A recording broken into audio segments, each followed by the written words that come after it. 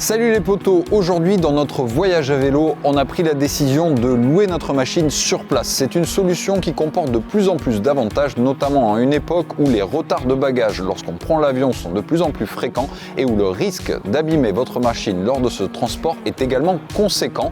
Eh bien on va voir aujourd'hui ce qu'il faut néanmoins emporter avec soi pour être sûr que la location se passe dans les meilleures conditions. Allez, c'est parti, suivez-moi. Commençons par le plus évident, on ne vous louera pas vos tenues de vélo, c'est pourquoi il faudra les emporter avec vous.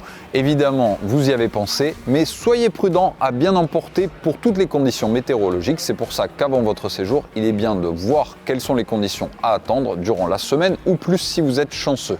Pensez notamment à emporter un kawaii en cas de risque de pluie.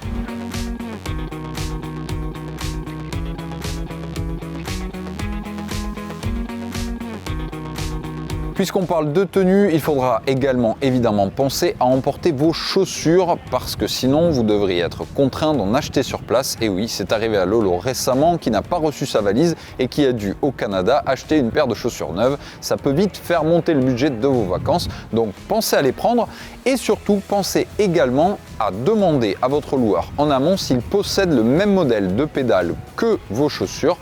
En l'occurrence, si ce n'est pas le cas, vous pouvez facilement démonter vos pédales et les enfiler dans les chaussures. Ce sera très facile une fois sur place de les remonter sur la machine de location. Pour compléter la tenue et si la place dans votre valise le permet, je vous conseille également d'emporter avec vous votre casque. C'est un élément de style et de sécurité et il est toujours bon d'avoir le sien, même si de plus en plus de loueurs, la plupart d'ailleurs, vous proposent un casque en prêt lors de votre location. Votre casque, il est à votre taille et ça, pour la sécurité, c'est toujours un plus.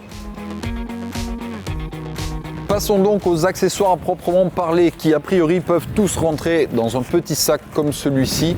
Je commencerai par vous donner mon conseil, celui des bidons. Eh bien, ne les emportez pas, achetez-les sur place, ça peut être un très bon souvenir à ramener, à condition de prévoir en amont, de laisser la place, de les remporter avec vous. Néanmoins, si vous voulez être sûr d'en avoir, eh bien, emportez 2 bidons de grande taille pour prévoir de grandes sorties et toutes les conditions climatiques. Autre accessoire indispensable selon moi de nos jours, c'est le compteur GPS. Si vous en êtes équipé sur votre machine habituelle, eh bien c'est lors de ces vacances qu'il va le plus vous servir. Donc pourquoi le laisser à la maison? Emportez-le avec vous et vous pourrez tout simplement profiter plus que jamais de ces fonctionnalités GPS.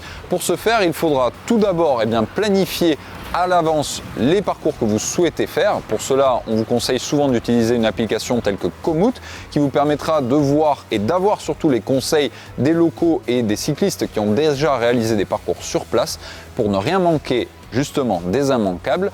Et n'oubliez pas également mon petit conseil, le support de compteur ou bien envoyer un mail à votre loueur en amont pour vérifier qu'il ait des supports compatibles. Ce serait dommage de devoir laisser un beau GPS dans la poche arrière de son maillot.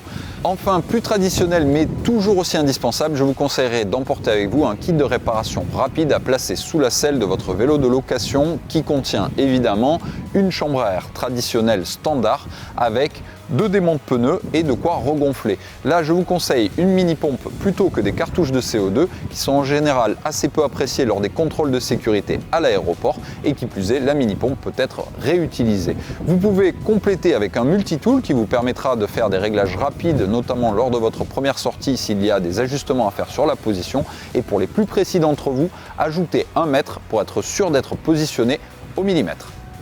Ah oui, j'allais oublier, indispensable, pensez à emporter votre carte de crédit. Et oui, ça peut sembler évident dit comme ça, parce qu'il va falloir payer la location, mais au-delà de ça, ça peut être important de payer avec votre carte bleue, car souvent, elle comporte déjà dans leurs conditions des garanties d'assurance lorsque vous louez du matériel, que ce soit du ski en hiver ou du vélo en été. D'ailleurs, vous pouvez faire l'inverse, skier en été ou faire du vélo en hiver, peu importe, vérifiez bien les conditions de votre carte bleue, car il se pourrait qu'elle fournisse déjà une assurance pour votre vélo, même si on vous souhaite que tout se passe pour le mieux, c'est toujours un point en plus et quelque chose en moins à payer. Donc vérifiez tout ça et puis vous n'avez plus qu'à rouler.